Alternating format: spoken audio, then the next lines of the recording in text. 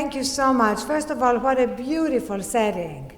You may be used to it, but I have to take a couple of seconds to absorb how beautiful this is. As you just heard, I have not been a lifelong Democrat. I was a Republican up until 12 years ago, so I hope you have forgiven me, because it's a long time ago, and after all, we are in a church and we do believe in redemption. In fact, when I was a Republican, it was such a long time ago that Enron was still a great corporation, Dick Cheney was still good friends with Saddam Hussein, and Michael Jackson was still black.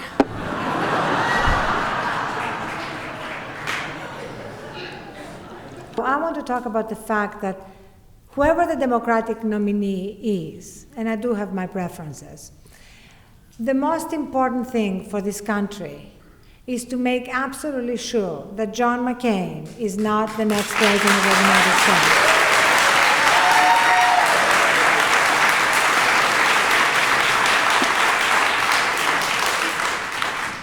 Because this country can absolutely not afford a third Bush term. And unfortunately, this is what John McCain is offering. And I say that with a bit of a heartbreak, because in 2000, when I traveled with John McCain on the Straight Talk Express, I really was incredibly inspired by his true reformer zeal. Yes, I didn't agree with him on many issues, but I felt this was a real leader. This was a real war hero, a man who really wanted to change the system, and I really believed in him. So watching him fall has been a very hard thing to watch for me. It's been a little bit like a Shakespearean tragedy, where the hero falls from grace, where his hunger, in this case for the White House, makes him sell his soul, make this Faustian bargain with the religious right he had called the agents of intolerance, and with the toxic curiosities of the right's base, you know, the Rush Limbaughs and Ann Coulters, and all of the people who basically consist of the lunatic fringe that I describe in the book. So he made that bargain with them, and he has basically surrendered on major issues. It was as though he put up a for sale sign on all his principles. And that hijacking of John McCain by the right, this is in fact what I call the last chapter in my book, meant that on issue after issue, on taxes, remember when he had said that he could not in good conscience vote for Bush's tax cuts at a time of war? Now he wants to make them permanent. He said himself in a debate that he would not vote for his own immigration bill. He voted against a bill that would have prevented the CIA from using torture. And this is a man who had himself been tortured. And when it comes to the war in Iraq, of course, he has been the main cheerleader of the surge. He went to Iraq and told us how safe it was when he went to that market in Baghdad. He forgot to tell us that he was surrounded by more soldiers than George Washington at Valley Forge, and 3 helicopters above. And when he went back recently, he could not even go there, because it was no longer even safe to go there with all that support of troops and helicopters around him. And yet he came back and told us the surge was working. And that really, for me, epitomizes the problem with the right. It's not that they are at war with progressives. It's that they are at war with reality.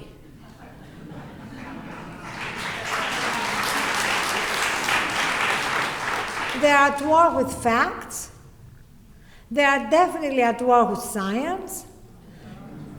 And the moment when I decided to write this book was when I was watching, together with my 2 teenage daughters, one of the early Republican primary debates, and the moderator asked the candidates to raise their hand if they did not believe in evolution. And 3 of them raised their hand.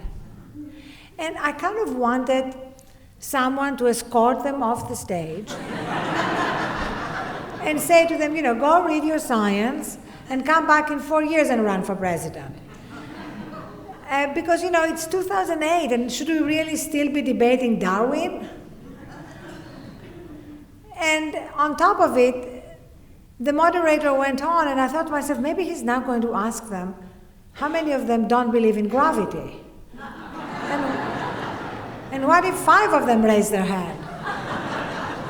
Because a war on science is a slippery slope. You know, you don't believe in evolution today and in stem cell research tomorrow, and who knows what else you're not going to believe in 3 years from now. And in the book, I kind of look at how did that happen? How did we allow the right to hijack our democracy and our debate? And I have identified 3 main culprits. The first one is the media.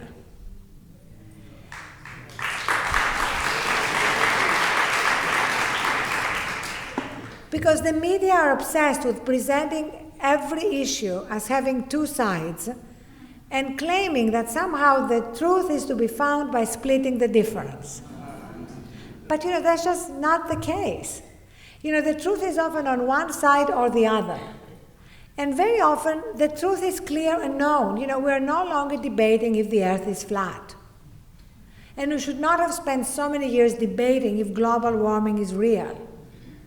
And yet the media did that. You know, they had the Al Gore, or the equivalent on one hand, talking about the dangers of global warming, and Senator James Inhofe, on the other hand, telling us that global warming is a fraud. And the Pontius Pilate media, as I call them, washed their hands of any responsibility to help the public ferret the truth out, which for me is the essential mission of a good journalist. And instead they said, okay, here it is, on the one hand and on the other. Maybe we can split the difference. Maybe there's a little bit of global warming. And it's a little bit with Iraq, and a little bit in Iraq, actually, the coverage of Iraq, leaving aside for a moment, you know, the atrocious coverage that led up to the war, when we had above the fold, completely misleading stories in the New York Times, the newspaper of record, about aluminum tubes and the nuclear threat. And then, of course, Dick Cheney would go and meet the press and regurgitate the stories that his office had sold to the New York Times. It's called toxic recycling. But leaving that aside for a moment, let's go to now. So we have Iraq covered as a quote-unquote mixed bag. How many times haven't you read that? By which they mean, you know, sure, violence is going up, sure, you know, 4 million Iraqis have been displaced, etc., etc., but you know, there's a soccer field over there. And this is a little bit like going to the doctor, and the doctor says to you, you know what? You have a brain tumor. But the good news is that your acne has cleared.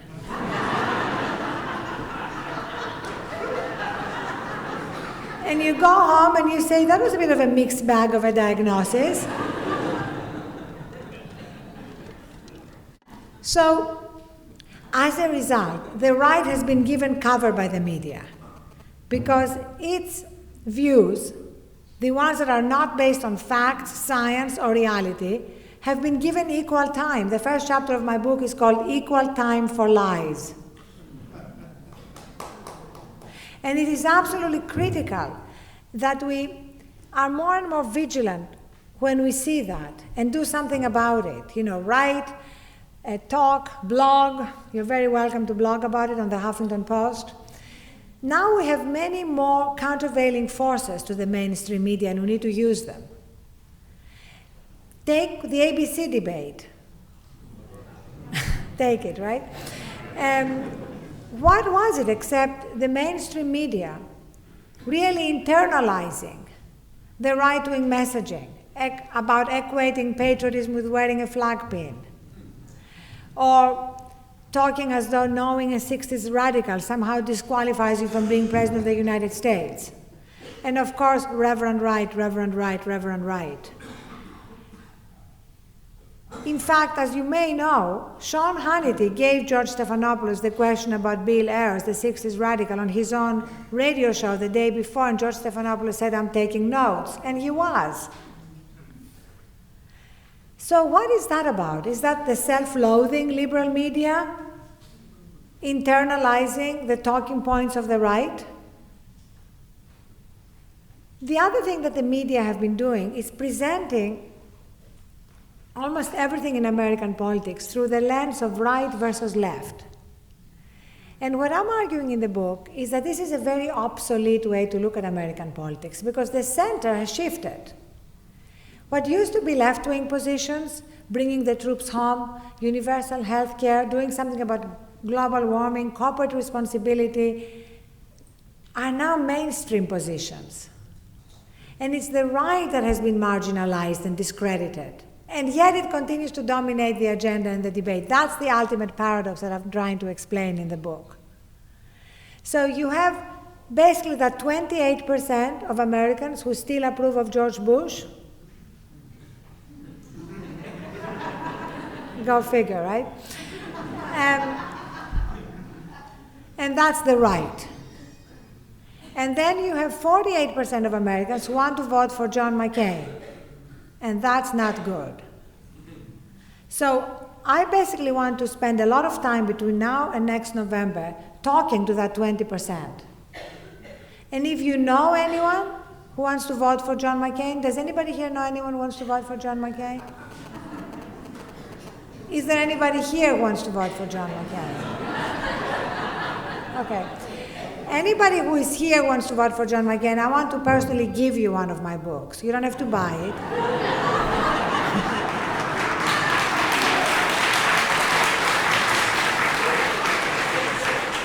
And I want you to read it, and then at the end of it, tell me if you still want to vote for John McCain. Because I was on a radio show the other day, and I gave people a money-back guarantee that if they give the book to somebody who wants to vote for John McCain, they still want to vote for John McCain, I would definitely give them their money back. You can have the same guarantee. Because I think this is the group that we need to appeal to, and we can actually make them see the truth. I really believe that.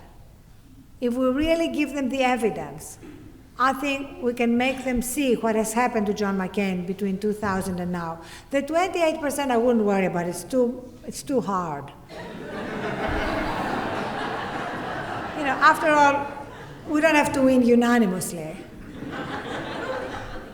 It's always the same feeling I had in 2004, when the Kerry campaign was worried about the undecided voters. Those who didn't know after 4 years if they would be voting for George Bush or John Kerry.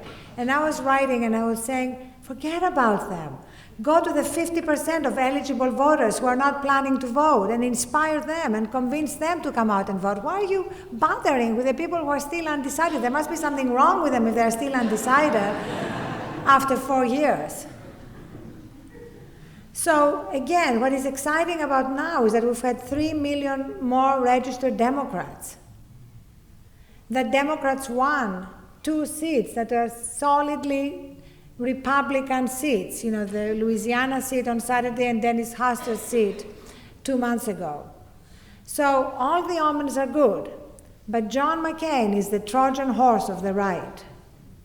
And I'm Greek, and I know Trojan horses are a problem.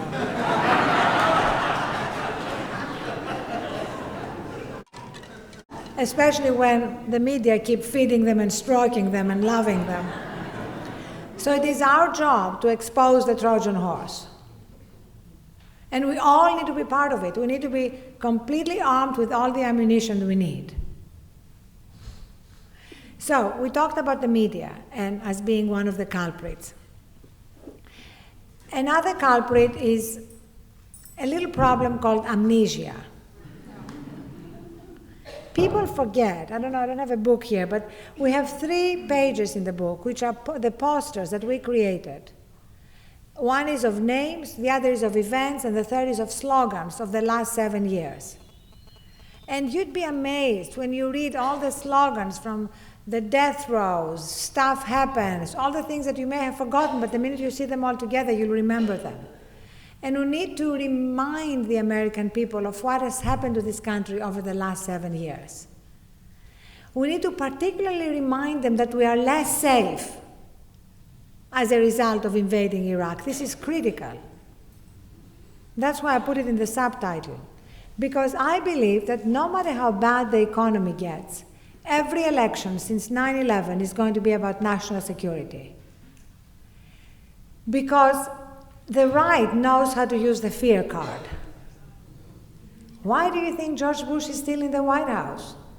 They run this completely fear-mongering campaign, the message of which basically is, you vote for John Kerry, you die. May sound simplistic. Our lizard brain is very simplistic. And fear messages appeal to our lizard brain, to the amygdala. It's that part of the brain that responds to fear. And when that part is activated, it overrides any kind of rational argument. So that's why we need to start now, connecting the dots for the American people and giving them the evidence from intelligence agencies, the National Intelligence Estimate, that Al-Qaeda has reconstituted itself where? Not in Iraq, in Western Pakistan. You know, I'm sorry, people are asking me, why are you calling them the lunatic fringe? You know what is the definition of insanity? Doing the same thing again and again, expecting different results. And that's what we're doing. What are we doing in Iraq when the danger is in Afghanistan and Western Pakistan? Just because this is George Bush's obsession? And when the commanders on the ground in Afghanistan asked to widen the war there, to protect us from those credible threats to the West, the White House refused. Part of the reason, of course, is that our American military is so stretched. It is stunning to me that the right still continues to own supporting the troops. It is totally stunning because they are destroying the American military. We have 1,000 suicide attempts a month.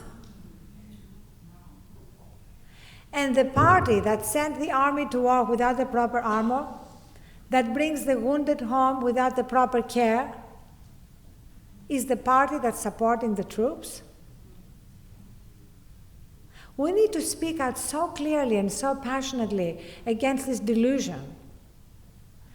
And I just wish the media, instead of having wall-to-wall coverage of Reverend Wright, had wall-to-wall coverage of our American soldiers and what is happening to them.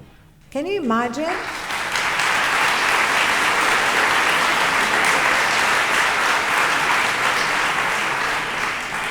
Can you imagine the difference that would have had in our understanding of what is really happening? So let's move on to the third culprit. That's kind of a hard one, but it's a true one. There's been a lack of leadership,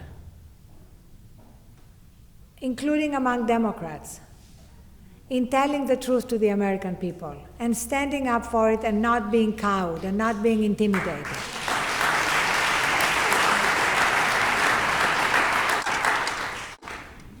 The Democrats won back Congress in 2006 with a clear mandate to bring the troops home.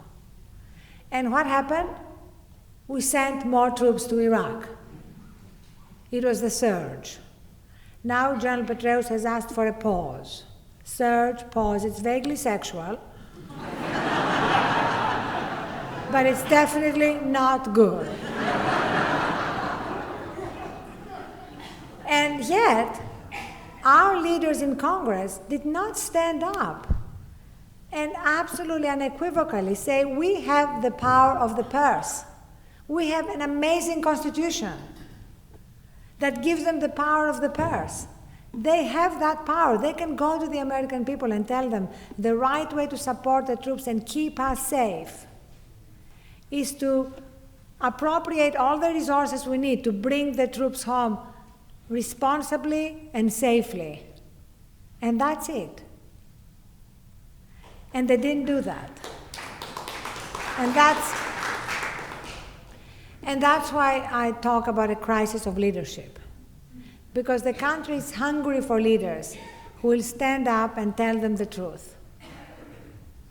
They are so tired of gimmicks and so tired of sound bites that don't mean anything, and they can see through what is happening. And that's where the online media, the blogosphere, has really helped, because we have the 24/7 news cycle now. And when something has been said, we can immediately see, is it accurate, is it not?